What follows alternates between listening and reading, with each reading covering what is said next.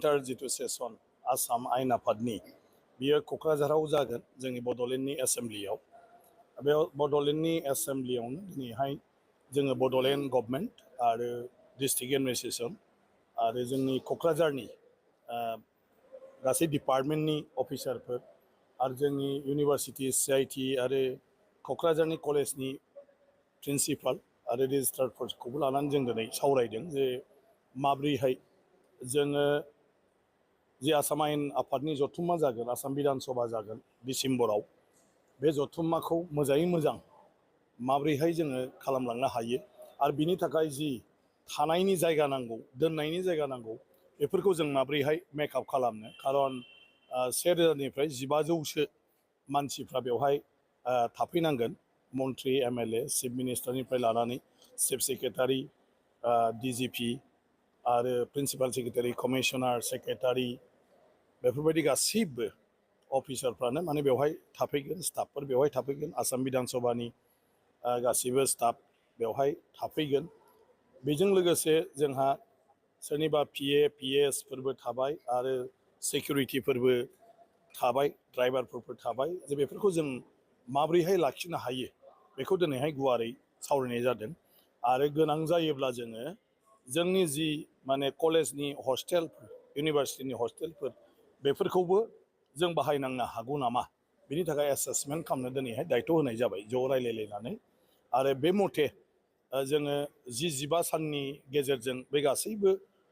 थासारिखौ नायनानै जों माब्रैहाय बेबस्था लायोब्ला मोजां बेखौ उनावहाय थिग खालामलांगोन ओंखायनो दिनैनि बेवहाय दावबायफैनाया आसाम बिधान सभानिफ्राय थोंजोङै बेनोल' जे जोङो गिबि खेबनि थाखाय आसाम बिधान सभाया आसामनि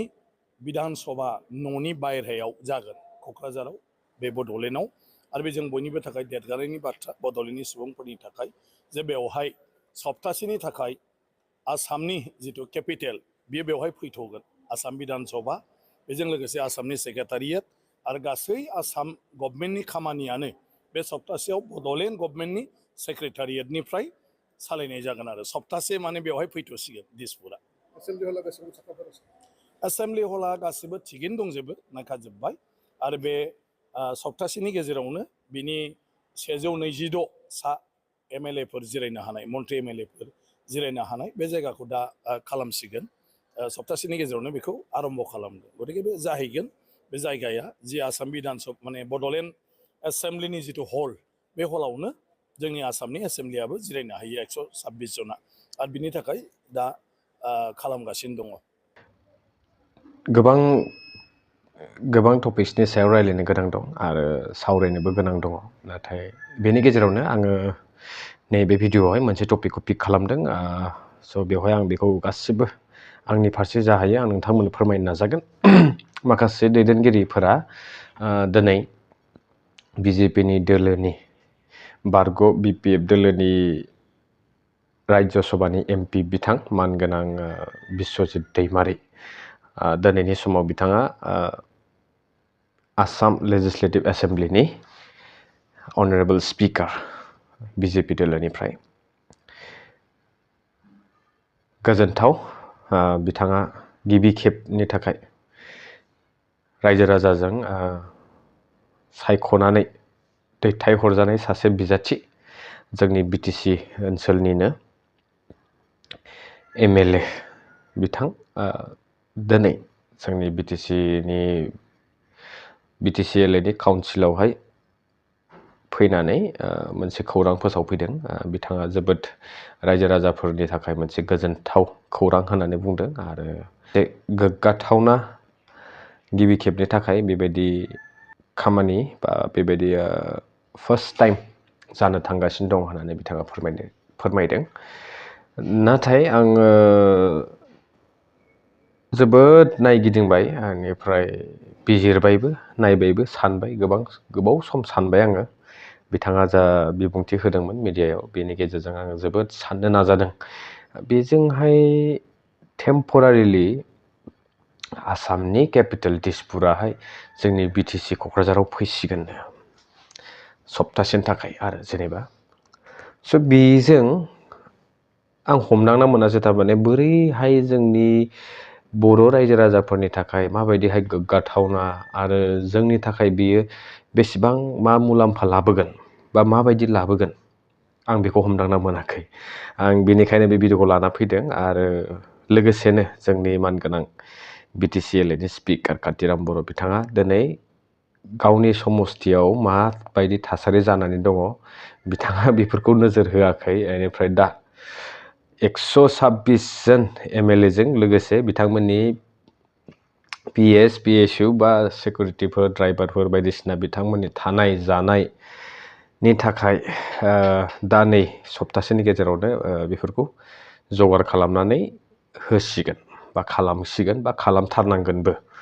स' बेयावहायबोथ' माखासे खरसा फैगोन। अके, जानो हागौ बेफोरो खरसाखौ बाद दोनथ'दो। मानगोनां BTC एलए कातिराम बर' बिथांनि समस्ति बागानपारा 25 नं बागानपारा मोनसे जोंनि BTC समस्ति। स' बेवहाय दिनै माबायदि थासारि जानानै दङ। गोबां रायजो राजाफोरा दिनै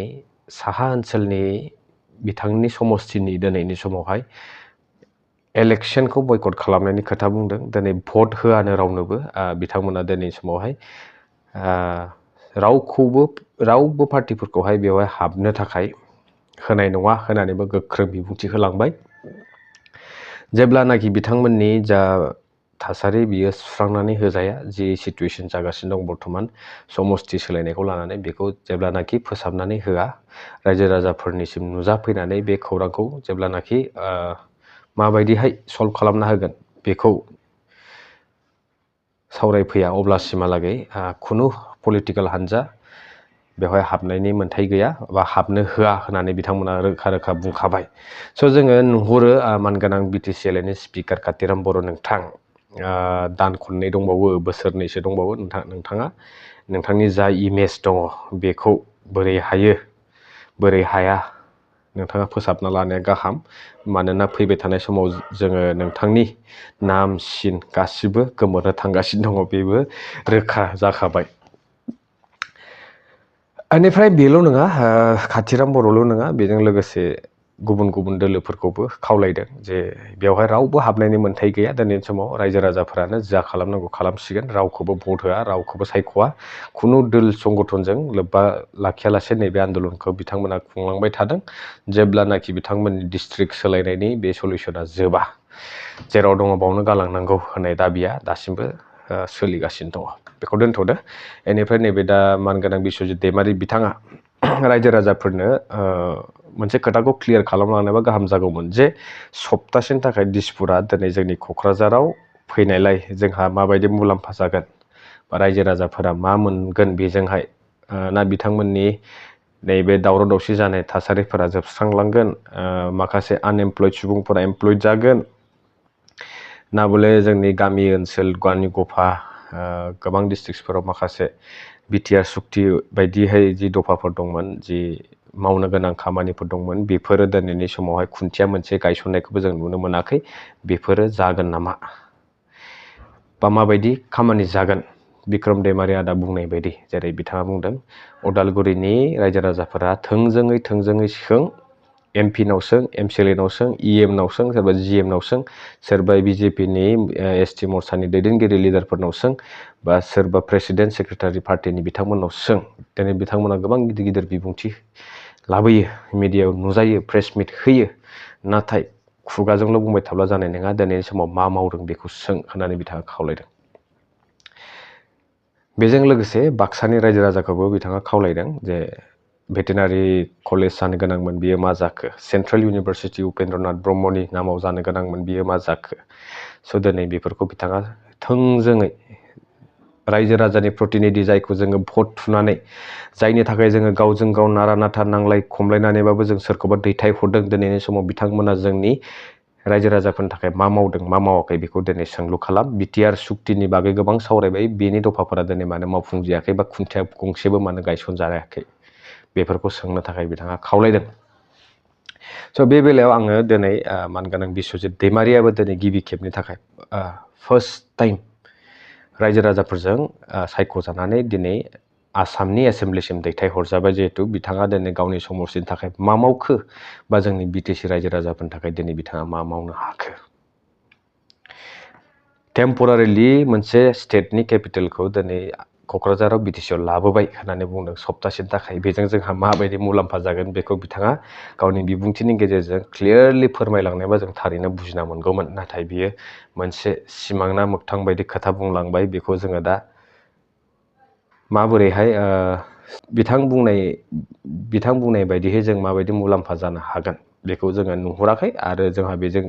एख' मुलाम्फा जानाय नङा बेखौबो जों रोखा मोनसे पिक्सारखौ नुहुरगासिनो दङ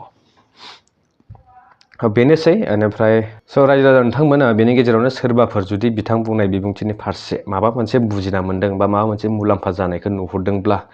थारैनो आं लुबैयो नोंथांमोनखौ बा आं खावलायो आंनि कमेन्ट बक्सआवहाय कमेन्ट खालामनानै नोंथांमोना फोरमायहरनो हागोन गावनि रायफोरखौ आं बेखौ नैबे फैबाय थानाय नेक्स्ट भिडिअफोराव टाइम मोनबानो नोंथांमोननि कमेन्ट्सफोरखौहाय आङो फरायथिनानै होगोन आरो दिनैनि थाखाय नैबे भिडिअ बेसेनोसै आरो फिन खनसे बेनि उनाव मोनसे भिडिअ लाबावगोन आं बेयाव लोगो मोनलायसिगोनलाय मानगोनां रनजित बसुमतारी EM बेनिफ्राय राकेश ब्रह्म बिथां आरो बिथाङा दावराव देख्रेबनि फारसे माबायदि बिबुंथि लाबोदों बेनिफ्राय हेमन्त नार्जारी दुखुथिया न'खरनि फारसे माबायदि बिबुंथि लाबोदों राकेश ब्रह्म बिथाङा बेनि फारसेबो आं सावरायनो थांगासिनो दङ नोंथाङा नैबे भिडिअनि उनाव नेक्स्ट भिडिअ मोननो थांगासिनो दङ स' स्टे टिउन्ड आरो सोरबाफोर गोदान फैदोंब्ला आंनि चेनेलखौ प्लिज साबस्क्राइब खालाम लाइक खालाम आरो गावनि आंगो लोगोफोरनिसिम शेयार खालामनानै हर गोजोन्थों